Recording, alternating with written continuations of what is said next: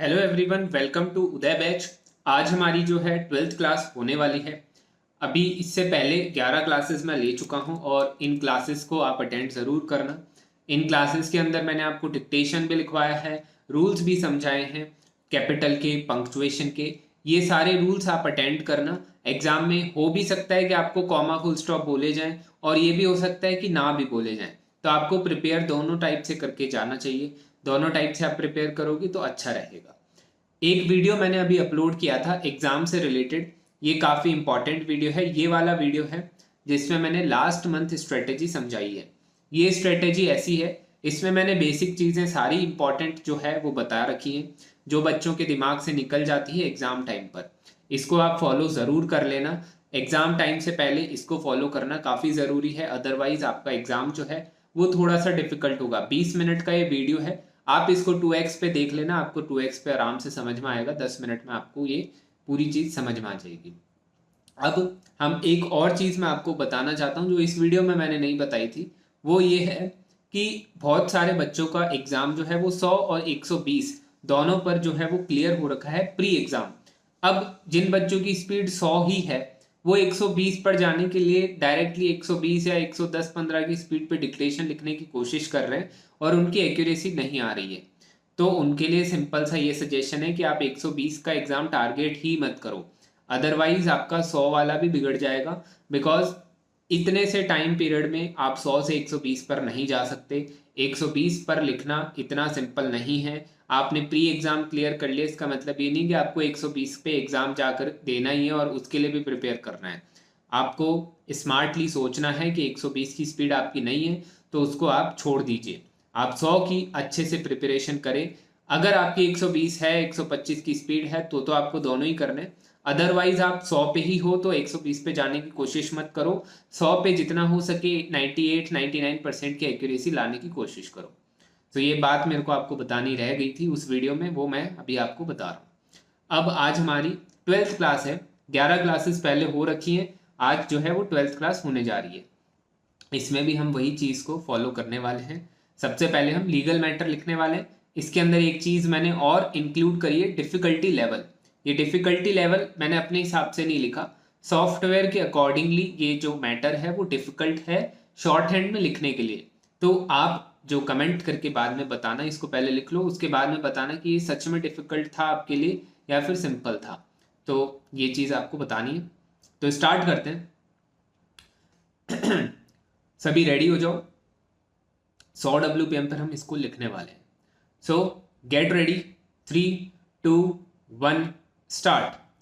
The appellant contended that having regard to the provisions of Evidence Act 1872, there was nothing improper in the first appellate court comparing the disputed thumb impression with the admitted thumb impression of first defendant and the finding of the first appellate court on such comparison that there were no marked differences between the two thumb impressions, being a finding of fact, was not open to interference in second appeal. Stop. It was next contended that the execution of the agreement of sale was duly proved by the evidence of plaintiff and one of the attesting witnesses. Stop.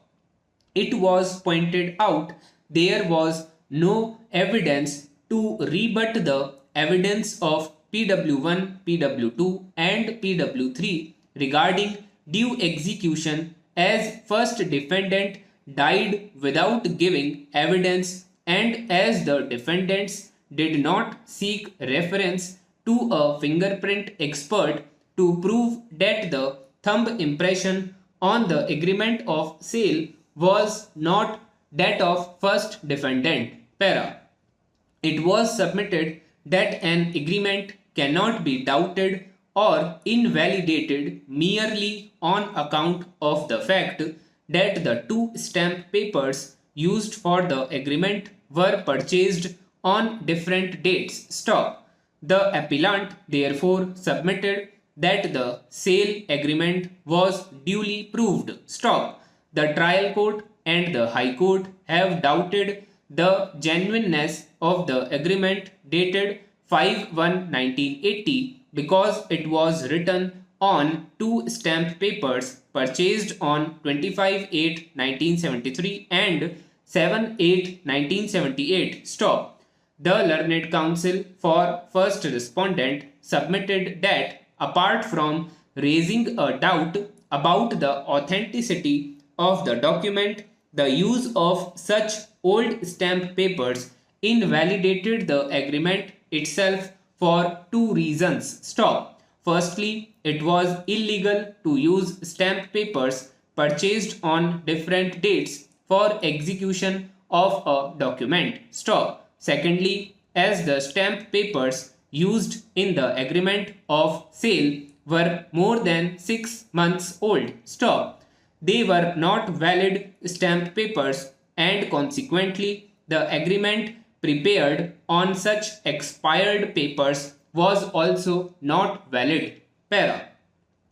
The Indian Stamp Act 1899 now where prescribes any expiry date for use of a stamp paper. Stop. Section 54 merely provides that a person possessing a stamp paper for which he has no immediate use, which is not spoiled or rendered unfit or useless, can seek refund of the value thereof by surrendering such stamp paper to the collector, provided it was purchased within the period of 6 months next preceding the date on which it was so surrendered. Stop. The stipulation of the period of 6 months prescribed in section 54 is only for the purpose of seeking refund of the value of the unused stamp paper and not for use of the stamp paper. Stop. Section 54 does not require the person who has purchased a stamp paper to use it within 6 months. Stop. Therefore, there is no impediment for a stamp paper purchased more than 6 months prior to the proposed date of execution being used for a document. Stop. The section does not specify by whom the comparison shall be made. Stop. तो ये आपका dictation है. I hope आप लोग को इसे लिखा गया होगा. 100 WPM पर हमने इसको लिखा है. इसमें जो है स्पीड बीच में थोड़ी ज़्यादा भी है, 102 103 के ऊपर भी हम गए हैं. बाकी ओवरऑल जो स्पीड है वो 100 WPM की है. अब आप इसको जो है ट्रांसक्राइब कर सकते हो. ट्रांसक्रिप्शन करने के लिए डिस्क्रिप्शन में लिंक है, वहाँ पर जाकर भी ट्रांसक्राइब कर सकते हो. अदरवाइज जैसा आप नोटपैड पे ट्रांसक्राइब करते हो वैसा भी कर सकते हो.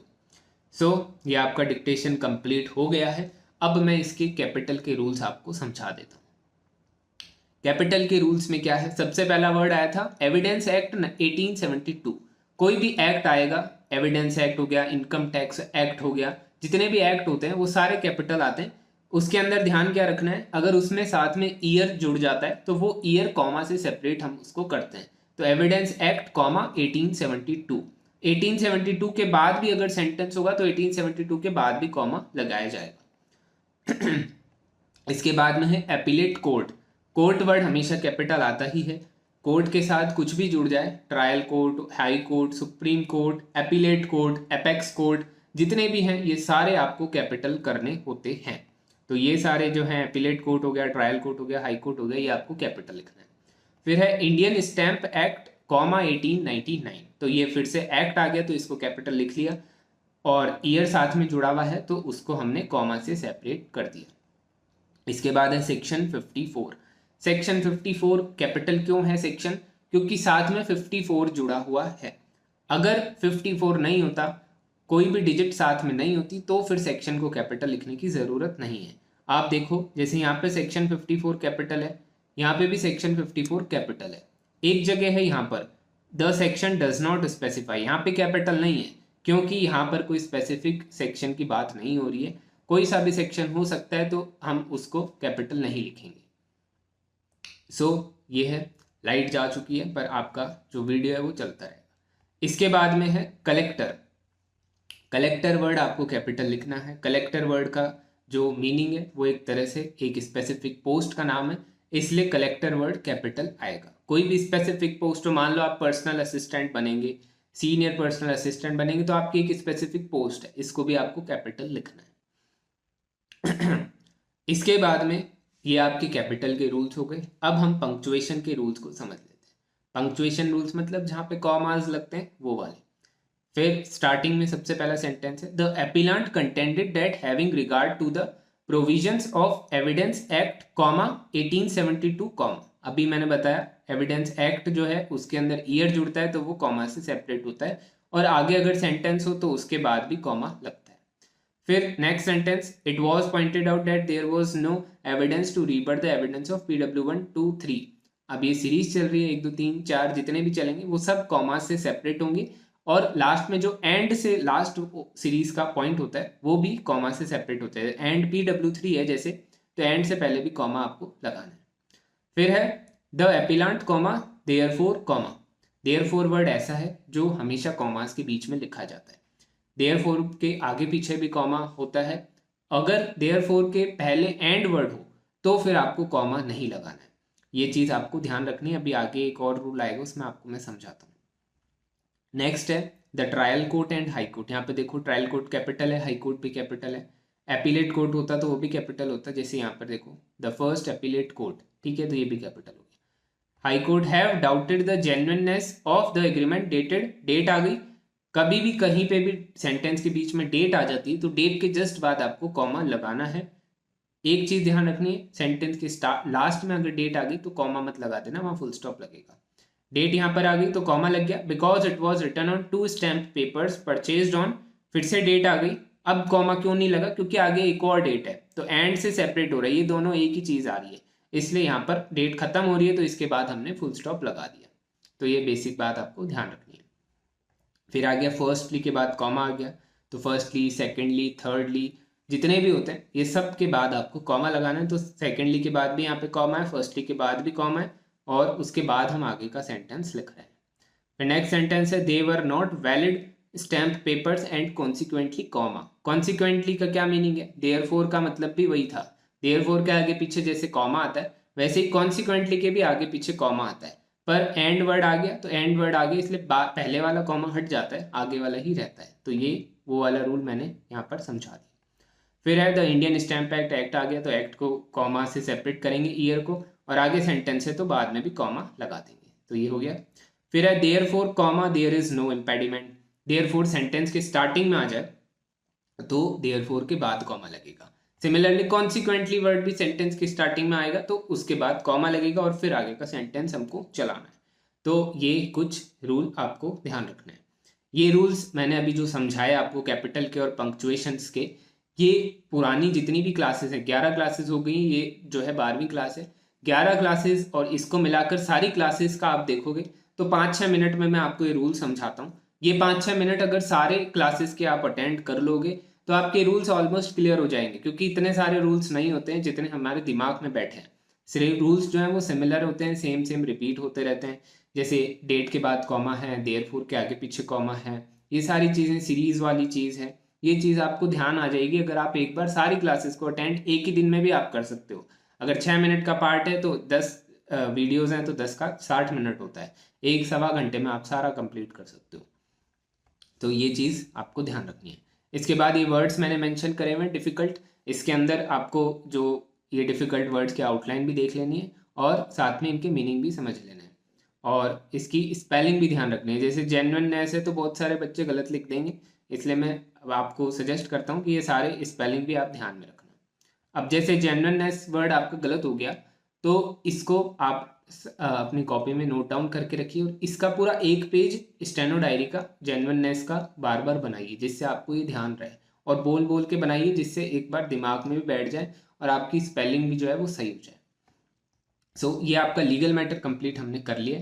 अब हम जनरल मैटर लिखते हैं।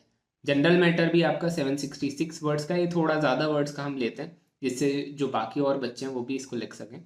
ये मैटर जो है वो मॉडरेट है, ये भी सॉफ्टवेयर के थ्रू ही मॉडरेट बताया गया है। अब आप इसको लिख करके बाद में बताना कि आपकी इसमें कितनी मिस्टेक्स आ रही हैं। सो इसको शुरू करते हैं 1 सेकेंड में।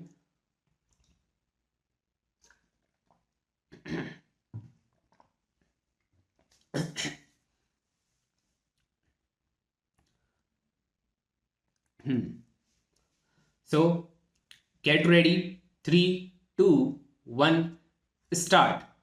The need for expiry dates of products cannot be overemphasized, as consumers are duty bound to check product expiration dates before purchase and consumption. Stop. The intake of expired products may pose some health implications. Stop. Expiry dates of products have always been fundamental information for consumers to know the state of a product's freshness and quality. Stop. This study sought to find out consumers that are aware and bother to check product expiry date before purchase and consumption. Stop.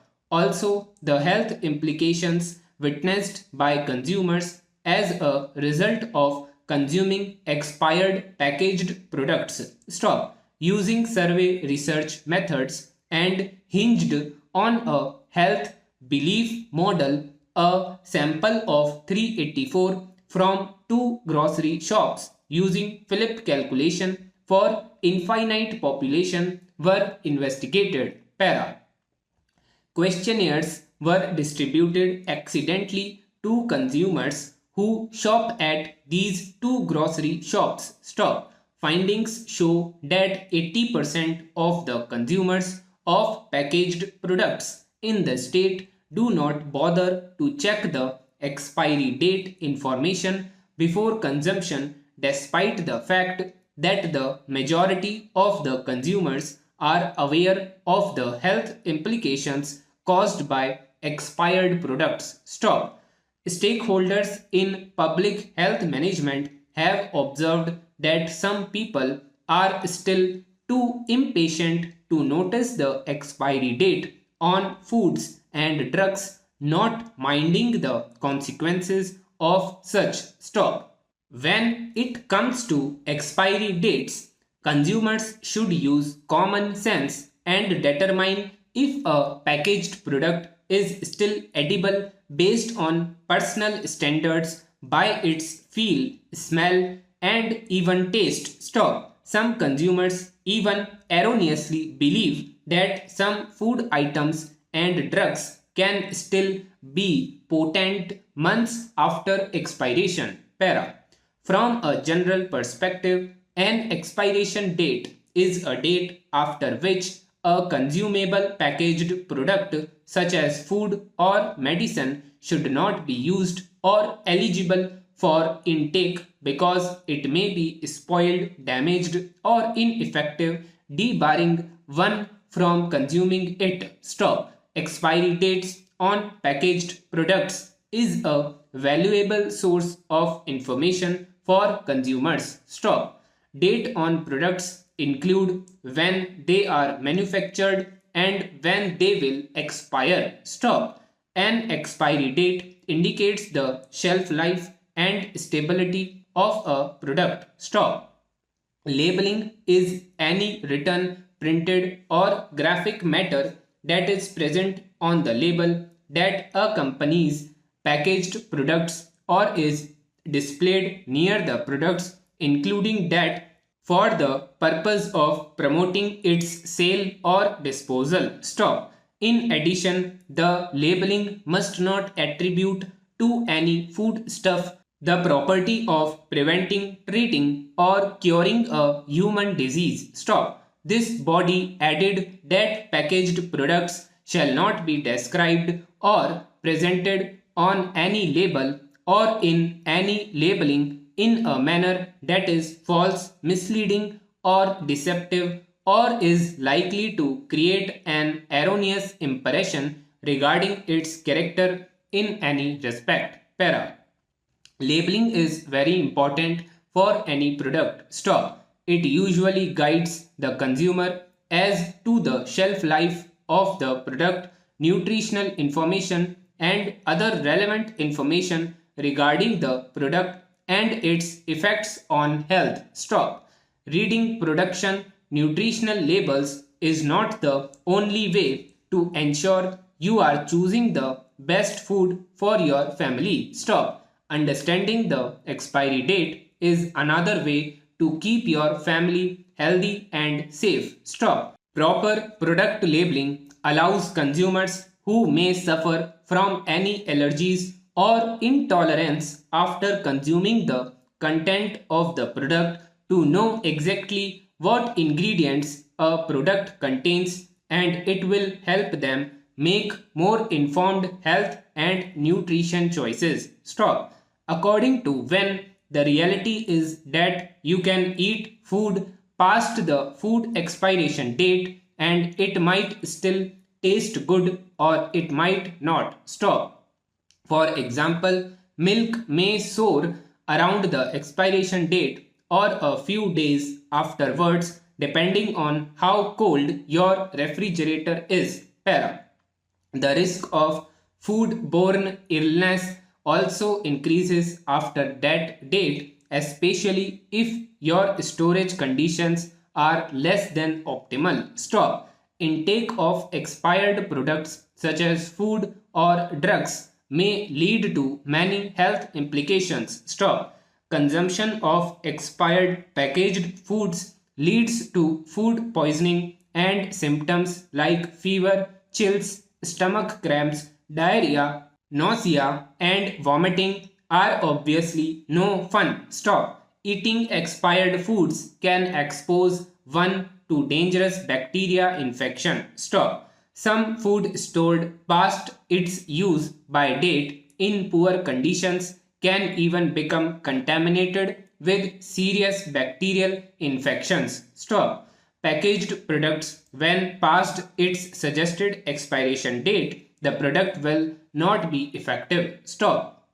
Products like packaged foods could lose some of its nutritional value and it could lead to abdominal pain. Stop. Consumption of expired food may contain dangerous amounts of harmful bacteria which can be life threatening and also poses the risk of exposure to bacterial toxins which damage kidneys, possibly leading to a life threatening situation. Stop. Medical experts advise consumers to discard all expired packaged products despite post expiration potency to avoid any risk of health challenges from expired packaged products consumption. Stop.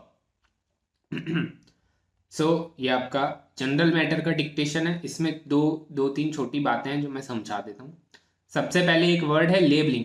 Labelling की spelling दो होती है, LABELING और एक LLING। LING वाली जो single L वाला है वो फॉलो होता है अमेरिकन इंग्लिश में, और L वाली जो होती है वो ब्रिटिश में होती है। इसके जैसा एक और वर्ड है ट्रैवलिंग। ट्रैवलिंग में भी L यूज होता है, ये चीज आपको ध्यान रखनी है। ट्रैवलिंग रेगुलर बेसिस पर यूज होने वाला वर्ड है तो उसमें आपको ध्यान रखना है। पहली चीज तो ये बता दी मैंने। दूसरा है, दूसरा इसके अंदर कुछ स्पेलिंग्स ऐसी है जैसे डायरिया, नौसिया, है ना, ये स्पेलिंग्स थोड़ी सी डिफिकल्ट है, इनको आपको ध्यान में रखना है, इनको आपको याद करना है। अगर आपसे नहीं हो रहा है एक बारी में तो इसको याद करके इनके आधा आधा एक एक पेज स्टेनो की डायरी में बनाइए, उसके बाद में इसको वापस से लिखेंगे तो आपको ये स्पेलिंग सही याद रहेगी। तो ये एक स्पेलिंग की बात आपको ध्यान रखनी है, और एक ये लेबलिंग वाले वर्ड की चीज़ आपको ध्यान रखनी है। ये चीज़ आपको ध्यान में रखते हुए ये डिक्टेशन लिखना है। अब आप ये डिक्टेशन लिखिए, ट्रांसक्राइब करिए। क्लासेस जो हैं वो रेगुलर चल रही हैं, जैसे अभी आपका आज यहाँ पे क्लास हुई है वैसी क्लास रेगुलर जो है यूट्यूब पर नहीं होती है, फेसबुक पर लाइव रेगुलर मैं करवाता हूँ क्लासेस, जो कि शाम को 6 बजे होती है। उस क्लास में भी यही सब होता है जो अभी मैंने सीखा है। उसके अंदर भी हम 100 की स्पीड पे लिखते हैं। हाँ, ये होता है आपको सॉफ्टवेयर पे 80 WPM और 120 WPM पे भी ये डिक्टेशन मिल जाएगा।